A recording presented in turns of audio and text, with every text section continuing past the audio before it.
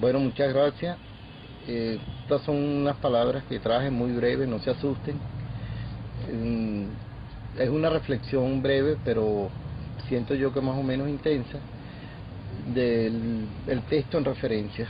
Un poco ya después que está editado y que uno recibe más o menos algunas opiniones de los amigos y de diferentes personas, uno se va formando pues otro concepto, otro criterio.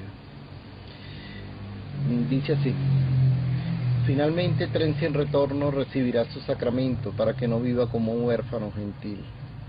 Lo recibe más bien en tiempos de confirmación, porque tiene varios meses de vida, pero aún así, pagano y todo, le han dado algunos premios y reconocimientos, como una nueva edición que ya está en la imprenta. En principio, y como principio de relación, quiero expresar mi más sentido reconocimiento al Fondo Editorial del IPASME. Mi deuda de gratitud con esa institución es y será por siempre incancelable, más allá de los azares. Consideraron que mi obra merecía ser publicada, cito, por su calidad literaria y compromiso social. Como dictaminó José Gregorio Linares, presidente del Fondo, en su veredicto sobre este libro y los anteriores. Sea pues, no puedo decir que este texto corresponda a una responsabilidad meditada, a un propósito pensado de antemano para defender alguna causa valorada, ni al producto de un conocimiento más o menos pleno de la historia oficial de este pueblo. Surgió como un contrapunto entre la irreconciliación y la búsqueda del sosiego, entre las fuerzas que nos impulsan a la rebelión y un moderado discernimiento que impone el espíritu para defender lo sublime. No por eso tiene menos valor ante el lector que se entrega a su propio sueño mientras repasa sus páginas cargadas de desconsuelo y esperanzas confundidas. Soy un hombre nocturno que busca su destino en los laberintos del sueño y el misterio metafísico. Un taciturno de oficio al que la literatura y el arte lo mueven más que las posesiones o la figuración. Un hombre que escribe porque está incapacitado para lidiar con lo pragmático, o porque en el juego de la imaginación encontró la única manera de sostenerse en un mundo en el que nunca se ha sentido confortable. Por eso me atreví a contar lo que veía desde ese tren que siempre está rodando, por no tener una estación de llegada. Se me han acercado a preguntarme cosas de este pueblo, como si se tratara de un especialista al que se le puede inquirir sobre fechas y acontecimientos, y han regresado con las manos vacías. Al sentirse defraudado me reclaman sutilmente señalándome el libro, y les he explicado como puedo que se trata de otra forma de conocimiento al que tengo de los teques. Podría decir, para no profundizar, que el mío es un conocimiento cordial, por tratarse del corazón. Desde siempre se ha hablado de esa extraña sustancia que impregna la superficie de los lugares y las cosas, y que algunos captan sin dificultad. A mí me ocurre con frecuencia, y más en particular con esta ciudad.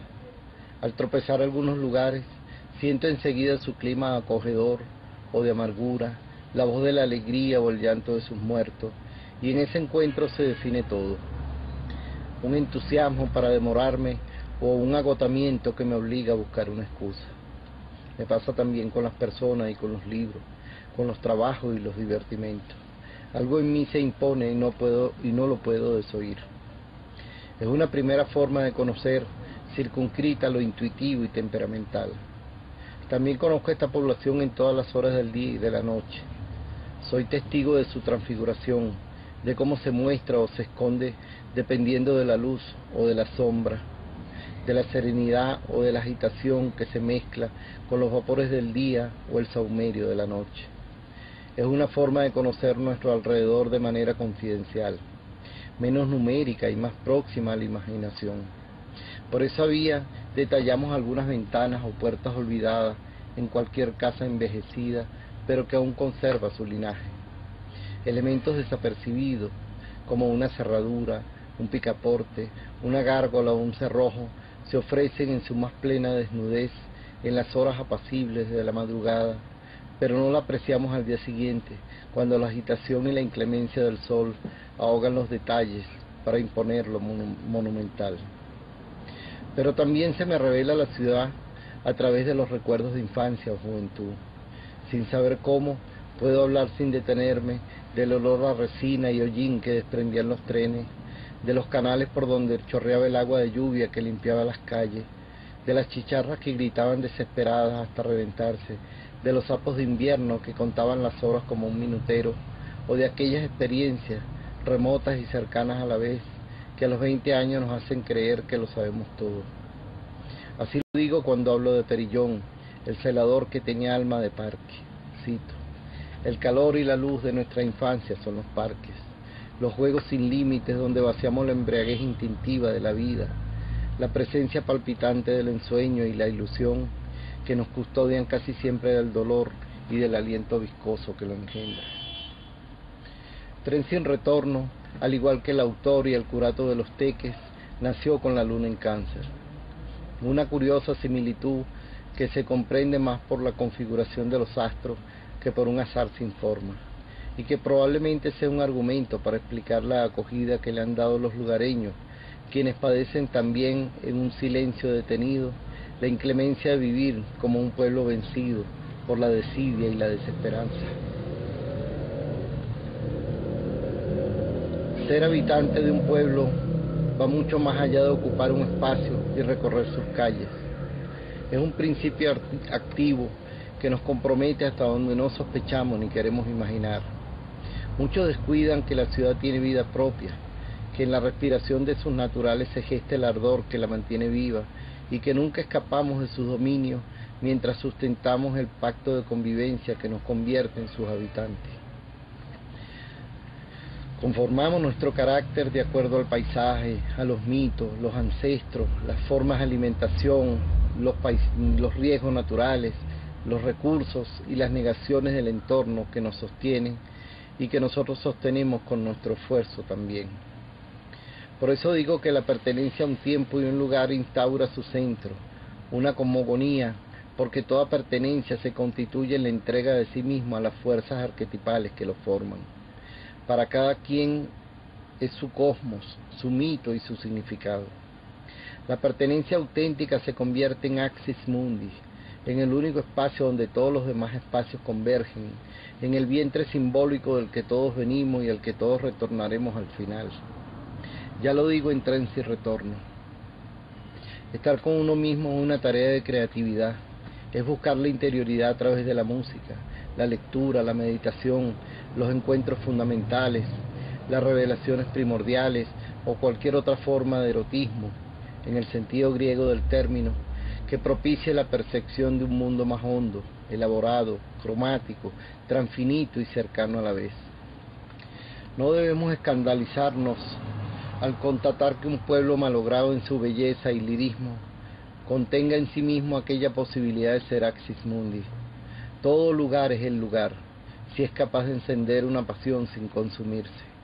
Quizás por eso los hebreos llamaban las ciudades con nombre de mujer y la concebían como santa y sagrada mientras conservaba la unidad con la gracia divina, pero igual las indicaban de ramera cuando descendía la idolatría, mereciendo el destierro como el peor estado del alma, semejante al martirio congelado de la soledad.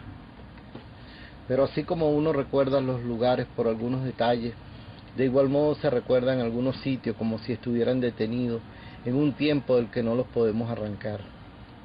El mío es el tiempo de verano, los 20 años que siguieron a mis 15 años, cuando la delincuencia no se llevaba semanalmente más muertos que la peste negra y la gripe asiática juntas, cuando se podía levantar una familia con un solo sueldo y los repartidores dejaban el pan y la leche en las puertas de las casas antes de que amaneciera.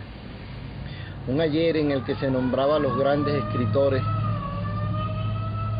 con más frecuencia que los presidentes y los árboles crecían lentamente con las tardes neblinosas y el olor a querosén en las pulperías de Tres Puertas.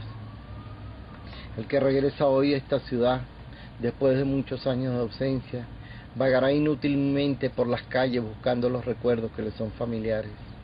En vez de las quintas blancas con techo de musgo ocre, encontrará muchas tiendas agrupadas sin concierto y los bares con rocola, al igual que los restaurantes de pasta casera, serán solo recuerdos sustituidos por sumideros de los que se sale con la ropa impregnada a olores repugnantes. Este fue la génesis del libro que esta noche bautizamos. Un canto de dolor y una esperanza repartida en la añoranza de tantos como yo que no quieren abandonar sus recuerdos moribundos.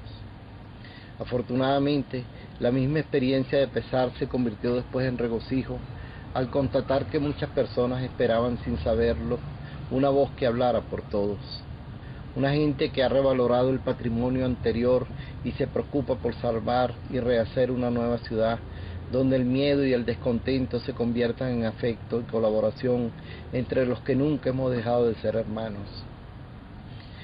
Si este libro es un eco donde algunas voces regresan, entonces está donde debe estar, porque esa es su naturaleza, ser de todos y de nadie, como el aroma de la noche, la brisa de la tarde, el cielo dorado del amanecer o el calor adormecido del verano. Por eso digo que Tren sin Retorno no es un libro de tesis ni de ideas, sino de estados de ánimo, de sensibilidades extraviadas en la sombra de lugares y personas a las que me acerqué buscando mi lenguaje. Muchas gracias.